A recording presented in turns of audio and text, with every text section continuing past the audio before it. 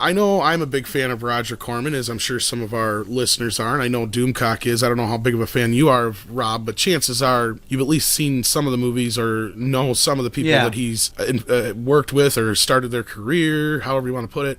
But we got some really shitty news about the man who's, like I said, a pioneer in Hollywood. Why don't you give us the breakdown about what's going on with his family and over the library of the films and everything like that? Roger Corman is being sued by his sons over the sale of his film library. This actually comes to us from the New York Times. Roger Corman, the prolific producer and director who received an honorary Oscar in 2009, is being sued by his sons over the sale of his film library, which they argue is part of an irrevocable trust established in the late 70s. The lawsuit is the latest in an ugly, long-standing battle between the sons, Roger Martin Corman and Brian William Corman, and their parents, the elder Mr. Corman and Julie Corman.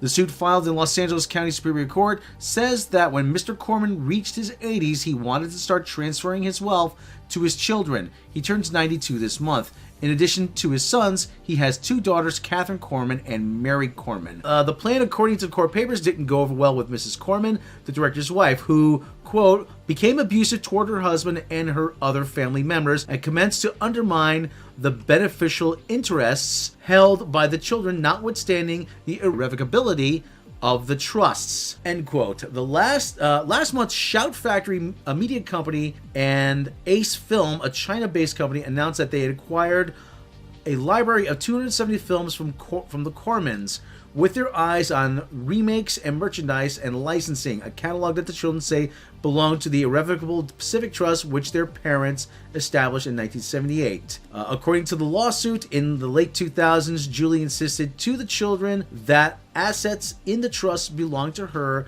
that she is tired of working for free, and that distributions vowed by Roger William, referring to the elder Mr. Corman, would not happen. A representative for the Cormans did not respond to a request for comment. So basically, there's a giant legal shit show over Mr. Corman's film library. From what we've read, it sounds like Mrs. Corman sold it right under the kids' noses. Right, and there is a little bit more to this.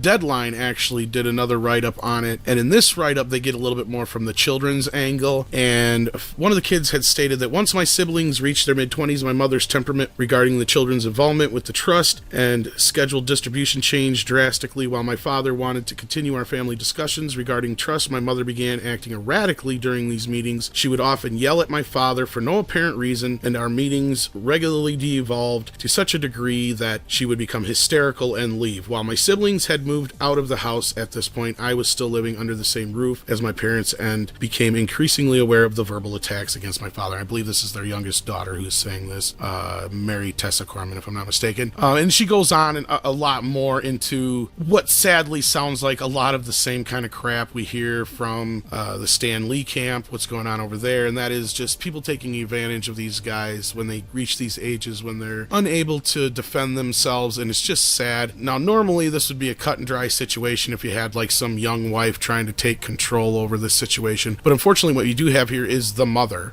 of these children and the wife of Corman for however many years, so it is a very complicated situation, and unfortunately it sounds like there's a lot of bad blood between these family members on what's going on here. And granted, she probably did do a lot, and she should have a lot of say and deserves a lot when it comes to the film library and the assets, but you know, when money's involved, I know all debts are off and it doesn't matter, but this to me just sounds sad, and the person who's suffering the most, of course, is Roger. It sounds like to me. Well, I don't want to speak to the man's health or coherence, but maybe he doesn't know what's going on.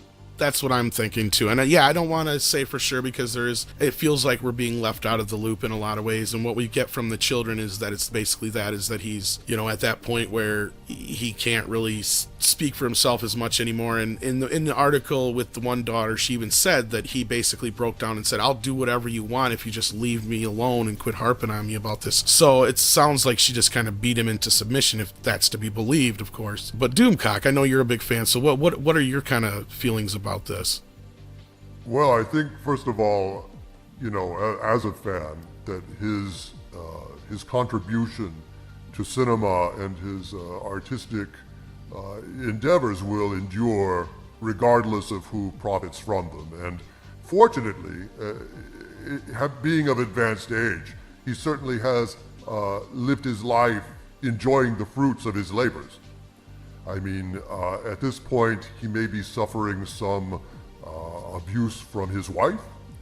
However, that seems to be from, related from the daughter, correct? Right, and the other children do, of course, corroborate what they know of these situations too. So that's all we can say on that. But then again, as we've stated, though, they're on the other end of this deal. So of course, right, and also we don't know, what really constitutes the abuse. I mean, is it just like yelling? I mean, have they been a couple that's always been volatile? I mean, has she always kind of pushed and bullied him around? Is that part of their, dynamic as a couple? I mean, we really don't know what's going on, but we can rest assured that I mean, look at all the people that he furthered their careers. I believe James Cameron.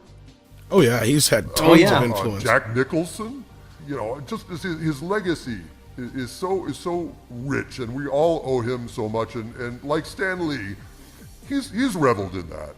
I mean, he's had his great majority of his time in the sun.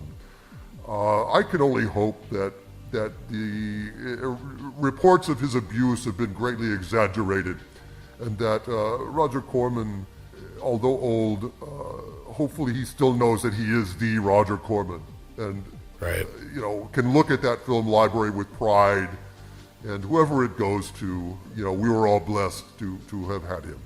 Right. So what do you guys think out there? What do you guys take away from this situation? Do you believe the kids? Do you believe the mother? Do you believe, Roger's even, aware of what's going on here? Let us know what you guys think. With the recent changes to YouTube's monetization policy, we'd like to ask that you please consider supporting the channel through Patreon. As thanks, Patreon members will receive early notification of mini-documentaries, special behind-the-scenes Making of the Edge videos, outtakes, bloopers, lost episodes, and more. Support tiers start for as little as $1 a month. Check the link in the description. Thank you.